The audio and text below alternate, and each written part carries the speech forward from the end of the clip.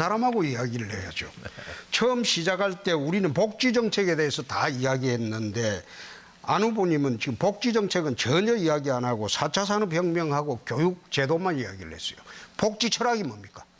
둘 중에서 한 주제만 이야기를 할 시간이 없어서 제가 교육에 대해서 그 말씀드렸습니다만 동문서답한 거예요. 그 복지 철학이 뭡니까?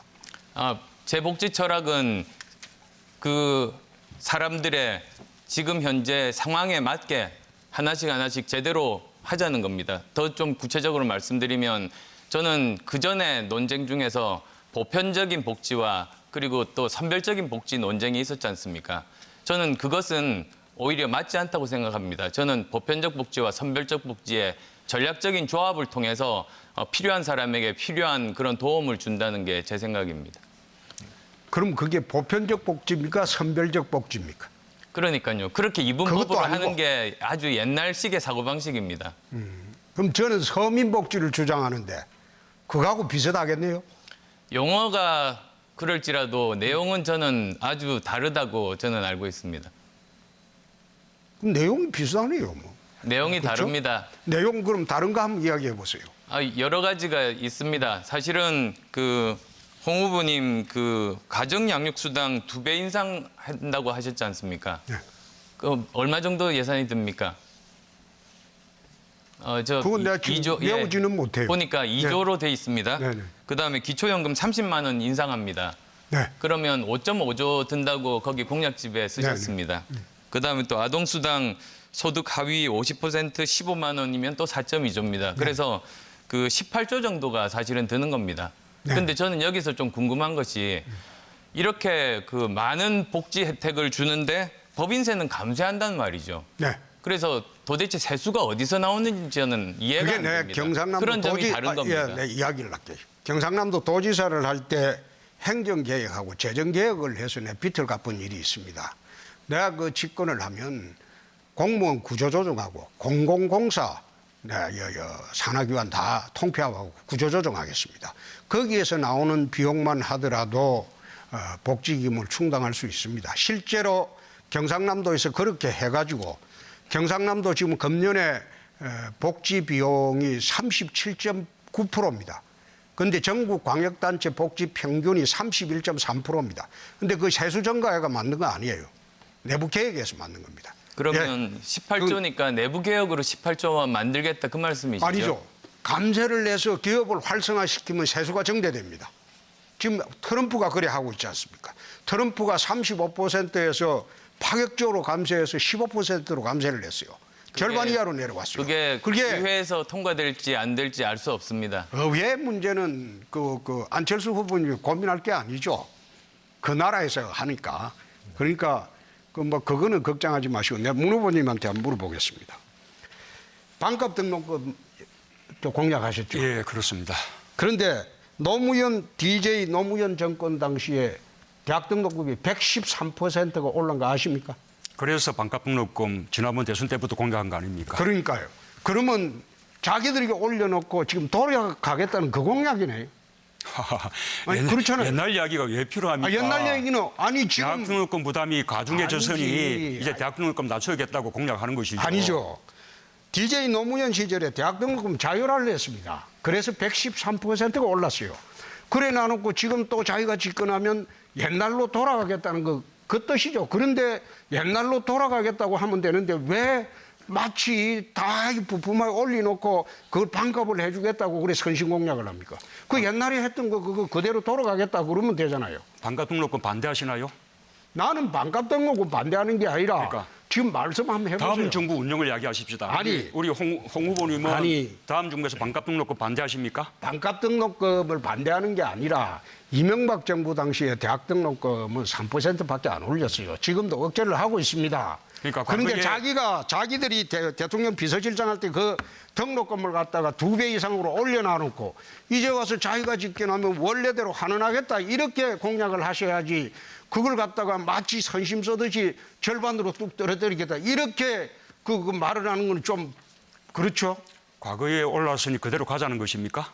아니지 과거가 아니고 문 후보의 그 비서실장 할 때 그렇게 했잖아요. 그렇게 해놓고 이제 와서 또 그 그 선심 쓰듯이 반값하겠다고 그렇게 공략하는 게 내가 얼굴 보니까 좀 그렇다 이거예요. 그게 무슨 선심입니까? 지금 대학 등록금 부담이 너무 과중하니까 이제 낮추자는 아니, 거 과중한 아닙니까? 게 누가 만들었어요? 아니 그래서 노무현 대통령 때 책임 만들었잖아요. 공방은 좀 있다고요. 지금 안철수 후보께서 발언권을 했습니다. 네, 먼저 하시고 그다음에 발언권 저 드리겠습니다. 문 후보께 짧게 묻겠습니다. 네. 지금 사회 인프라 투자가 굉장히 많이 필요한데 저는 보면 그 중에서도 가장 많은 투자가 필요한 게 그 5G 이동통신망 국가에서 책임지겠다고 발표를 하셨습니다. 불과 보름 전입니다. 근데 거기에 대해서 굉장히 많은 우려들이 있습니다. 국가에서 과연 이게 할 것인지 그리고 또 예산이 엄청나게 수십조 원에 들지 않습니까? 이렇게 하실 겁니까? 아니 국가가 전액 투자한다고 한 적은 없습니다. 그러면 어떤 방식으로 하실 국가가 겁니까? 통신망을 무슨 국유화할 생각 없습니다. 그러니까 그러면 국가가 책임지고 투자하겠다는 게 조기에- 정확한 워딩입니다. 조기에 구축되게끔 그리고 또 민간 간의 중복 투자가 이루어지지 않게끔 국가가 적극적인 역할을 해야 된다는 것이죠. 조기라고 하면 뭐 저기 년도가 몇 년도입니까? 조기면 올해 내년 이렇습니까? 그렇게 물어보시는 것은 조금 너무하고요. 아니, 조기에 투자한다고 빠른 하셨어요. 시일 내에 구축돼야 되는 거 아닙니까? 네. 민간에게만 맡겨놓을 일은 아니다. 그 이야기죠. 그런데 지금 그 5G 휴대폰이 개발도 안 됐습니다. 그건 아십니까? 그런데 개발도 안 됐는데 어떻게 통신망을 그렇게 조기에 깔 수 있습니까? 그 사전 대비가 필요 없습니까? 사전 대비라고 하면 어떤 대비입니까? 우리가 우리에게 다가올 미래라는 것은 다 예측하고 있는 거 아닙니까? 그에 대한 사전 대비가 필요 없습니까?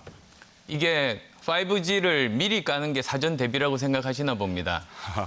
과거에 우리 그 김대중 대통령께서도 우리한테는 까마득하게 보이던 시기에 우리 초고속 인터넷망 다 구축해가지고 우리가 IT 강국 되지 않았습니까? 그런 국가의 적극적인 역할이 필요한 것이죠. 네, 그때는 지금 이미 표준화가 잠깐만요. 돼 있었습니다. 예, 답은 지금은 들었습니다. 예. 휴대폰도 없고 표준화도 안 됐습니다. 예, 전혀 다릅니다. 지금 복지 정책, 교육 정책이 상당히 범주가 넓기 때문에 한 이슈에 대해서 간단 명료하게 이렇게 말씀하시고 지금 자녀 시간을 좀 잘 검토하신 다음에 발언하셨으면 좋겠습니다. 네, 유승민 후보 제가 말씀하시죠. 우리 홍 후보님한테 한번 좀 묻겠습니다. 그 서민을 굉장히 강조하시거든요. 스스로 또 뭐 그런 이야기 많이 하시면 서민한테 기회를 주신다 그랬는데요. 그 죽음의 외주화라는 거 아십니까? 그 말씀 해보시죠. 예. 그 지금 삼성중공업에서 이 사고 났지만 굉장히 위험한 작업에는 보통 보면 이 하청업체, 협력업체 비정규직들이 많이 가 있거든요. 구역 김모군 사건도 그렇고요. 지금 거제 삼성중공업에 6명이나 어제 사망한 사건 25명 다치고 이 다 보면 생명, 안전 이게 전부 다 노동시장에서 비정규직한테 몰려있기 때문에 비정규직 문제는 이거는 일자리의 무슨 임금, 복지 수준 이런 것뿐만 아니라 생명 안전하고도 굉장히 관련이 있어서 진짜 서민한테 기회를 주시려면 비정규직 문제에 대한 대책이 뭔가 근본적으로 있어야 되는데 그래서 저는 업종이나 규모에 따라 가지고 비정규직 총량제 도입하자. 또 대기업이나 공공회사나 공공기관의 경우에는 아예 상시 지속적으로 일해야 되는 그런 정규직이 당연히 해야 되는 거는 비정규직 채용을 아예 금지하자. 저는 그런 대책을 내놨습니다. 동의하십니까?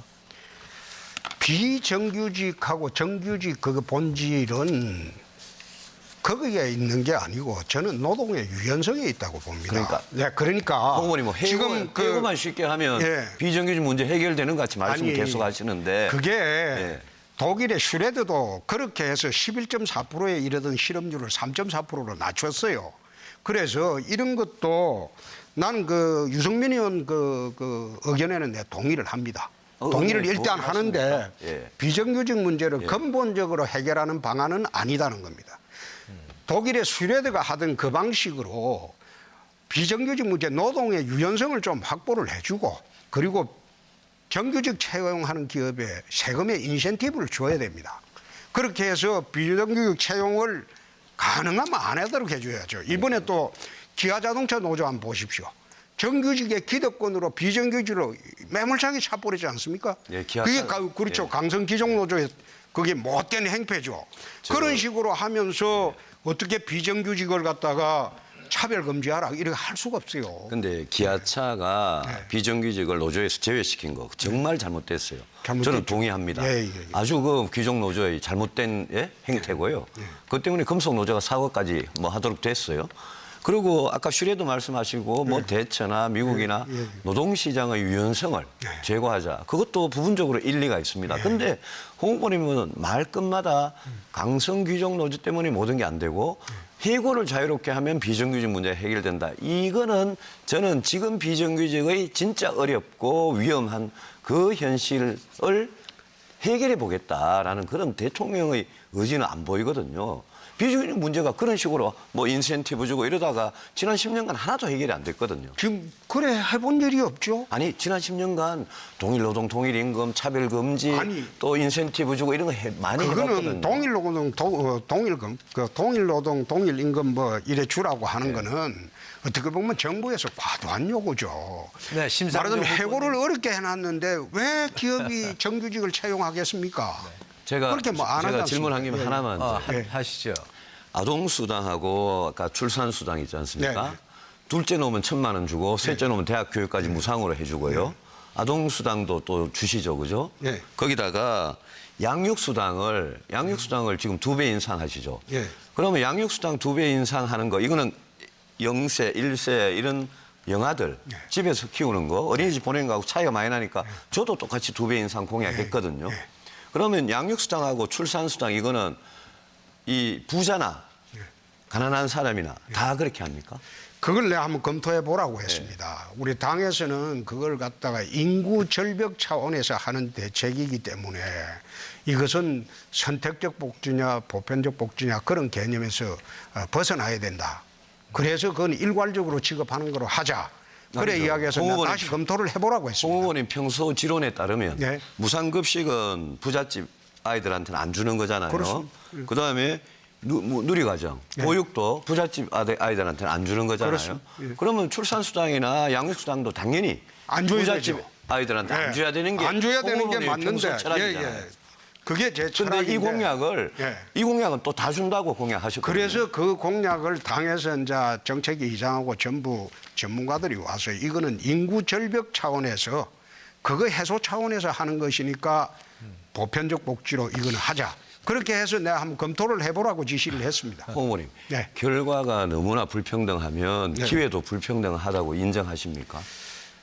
그렇죠. 그죠? 그런 측면이 있겠죠. 예. 그래서 홍 후보님께서 서민한테 기회를 준다. 이렇게 말했을 때는 우리 사회에 이미 굉장히 불평등하게 되어 있는 이 구조부터 예. 구조적으로 좀 뜯어고치고 나서 기회가 평등해지는 거거든요. 그래서 홍 후보님 서민 대책이 과연 뭘까? 담배값 내리고 유류세 인하하고 이거 말고 진짜 홍 후보님의 내 이걸 서민을 위해서 하겠다. 가난한 사람을 위해서 하겠다. 대표적인 공약이 뭡니까? 그게 전체적으로 보면 빈곤 그 대치 공약이죠. 어떤 거예요? 아니 빈곤 대치. 우리가 저 노인복지연금 그 뭐 올려주겠다. 나는 그것보다도 가능하면 일자리입니다. 일자리. 기업을 갖다가 좀 길을 살려서 일자리를 많이 만들고 서민들이 또 일자리를 많이 차지하고 또 부자한테는 돈을 쓰도록 해서 돈을 돌아가게 하고 그렇게 해서 나라 경제를 이끌어가자 그런 뜻입니다. 그게 전형적인 과거에 영국, 미국에서 대처나 레이건이 하던 완전 신자유주의 그건데 홍 후보님께서 서민 경제를 그만큼 이야기하시면서 그런 사고방식에 머물러 계시면 서민을 위한 정책을 펴는 대통령이 될 수 없을 겁니다. 네, 자, 유 후보님.